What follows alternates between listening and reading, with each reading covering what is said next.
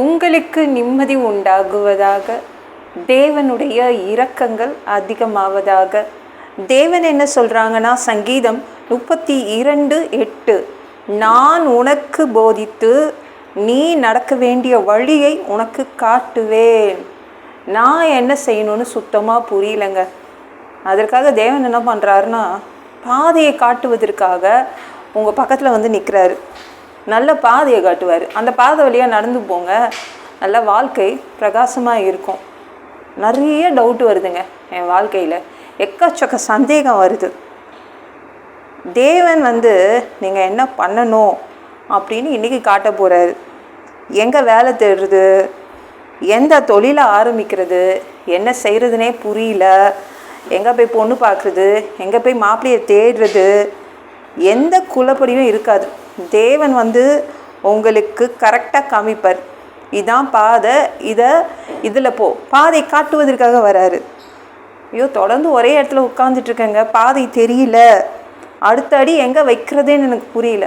அதற்காக தான் இயேசுனிக்கு வராங்க. சரிங்களா? நான் உனக்கு போதித்து நீ நடக்க வேண்டிய வழியை உனக்கு காட்டுவேன். பாதையை காட்டுறதுக்காகவே இன்றைக்கி வராரு.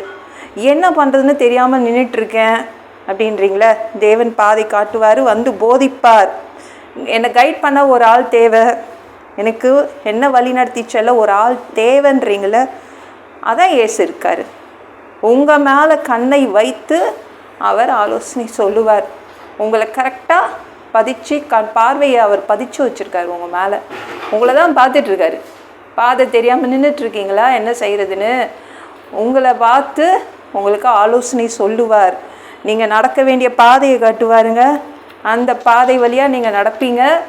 வாழ்க்கை ரொம்ப பிரகாசமாக இருக்கும். நான் இன்றைக்கி வெளியில் போயிருந்தேன்னா, செம வெயில். ஒரு ரோட்டில் கூட ஏசி போடலைங்க. என்ன சிஸ்டர் இப்படிலாம் பேசுகிறீங்க, எந்த ரோட்டில் ஏசி போடுவாங்கன்னு கேட்குறீங்களா? தேவன் போட்டாருங்க.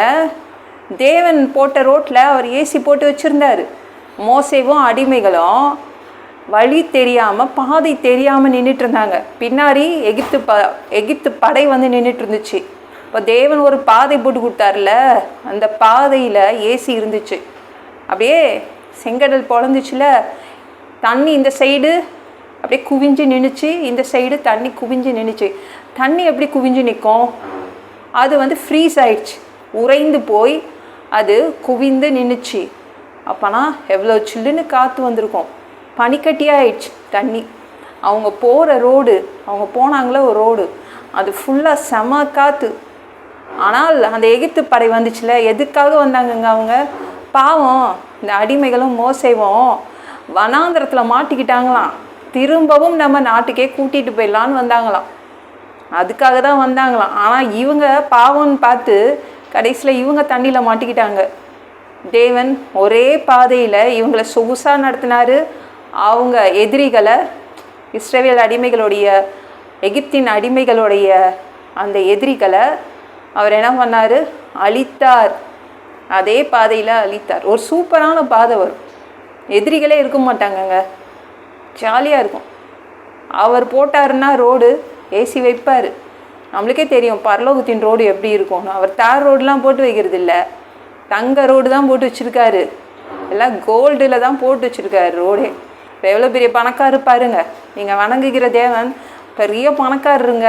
அவர் தான் இன்றைக்கி வந்து பாதையை காட்ட போகிறாரு. எந்த பாதையில் நீங்கள் நடக்கணும் கேளுங்கன்னு அவர்கிட்ட, அவர் பாதையை காட்டுவார். அந்த பாதை வழியாக நீங்கள் போவீங்க. இனிமேல் உங்கள் வாழ்க்கை பிரகாசமாக இருக்கும். இந்த வீடியோ பிடிச்சிருந்துச்சுன்னா மற்றவங்களுக்கும் ஷேர் பண்ண மறக்காதீங்க. கர்த்தர் தாமே உங்களை ஆசீர்வதிப்பாராக. ஜெபம் பண்ணலாமா? அன்பு பிதாவே, உங்கள் பிள்ளைங்க உங்கள் பாதத்தில் வந்திருக்காங்கப்பா. சாமி இரக்கம் செய்யுங்க, இறங்குங்க அப்பா. நீங்கள் உங்கள் பிள்ளைங்களுக்கு பாதை காட்டுவதற்காக வந்திருக்கீங்க. உங்கள் பிள்ளைங்களுடைய நீங்கள் கண்ணு வச்சிட்டீங்க, உங்கள் பிள்ளைங்க மேலே கண்ணு வச்சுருக்கீங்க. அவங்களுக்கு பாதை காட்டுறதுக்காக இன்றைக்கி வந்திருக்கீங்க. ப்ளீஸ்ப்பா, அவங்களுக்கு ஒரு நல்ல பாதையை காட்டுங்கப்பா. அவங்க நல்ல பாதை வழியாக அவங்க நடக்கணும், அவங்க வாழ்க்கை பிரகாசிக்கணும். எல்லாம் பொல்லாத பிசாசுகள், ஏவல்கள், மந்திரங்கள், தற்கொலையாவிகள் பயத்தின் ஆவிகள், பலவீனப்படுத்துகின்ற ஆவிகள் எல்லாம் இயேசு என்ற பெயரினை கொண்டு துரத்துகிறேன். ஓடிப்போ. உங்கள் பிள்ளைங்களை இரத்த கொடிக்குள் மறைச்சிக்கோங்க. பரிசுத்த ஆவியால் நிரப்புங்க. ஞான ஸ்நானம் எடுக்கணும். உங்கள் பிள்ளைங்க ரட்சிப்பீராக. இயேசுவின் காயப்பட்ட தழும்புகளால் எல்லா வியாதிகளும், எல்லா பலவீனங்களும், கேன்சர் போன்ற வியாதிகளும் சரியாகுவதாக. மரணப்படுக்கைகள் சரியாகுவதாக.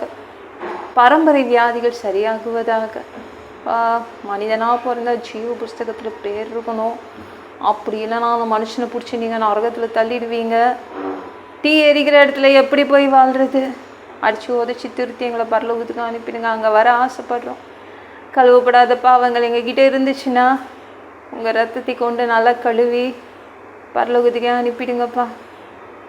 சாமி உமக்கு நன்றி அப்பா. எந்த ஒரு இமைப்பொழுது நீங்கள் வருவீங்கன்னு இயேசுவை வணங்கி வணங்கி காத்துட்ருக்கோம். பரிசுத்தமாக வாழ்ந்து காத்துட்ருக்கோம்.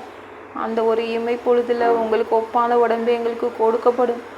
அதை பெற்றுக்கொண்டு மத்தியானத்தில் உங்களை சந்திக்க வருவோம். அந்த தருணத்தை நாங்கள் இழந்திடக்கூடாது. சாமி உமக்கு நன்றி பா. ஒரு மனிதனால் பரிசுத்தமாக வாழ்கிறது கூடாத விஷயம். அதில் கூட உங்கள் உதவி கேட்டு வந்து நிற்கிறோம் பா. 7 வருடம் அந்தி கிறிஸ்து ஆட்சியில் விட்டுட்டு போயிடாதீங்க. பிசாசு நடத்தும் ஆட்சியில் விட்டுட்டு போயிடாதீங்க. 3ஆவது தடவை கூட இந்த பூமிக்கு திரும்பவும் வருவீங்க. 1000 வருடம் ஆட்சி செய்வீங்கப்பா பா. அந்த ஆட்சியை நாங்கள் பார்க்க ஆசைப்படுறோம். எல்லாவற்றையும் ஒப்பு கொடுக்குறேன். இயேசு மூலம் ஜெபம் கேளும் பிதாவே. ஆமென். நாளைக்கு பார்க்கலாம்.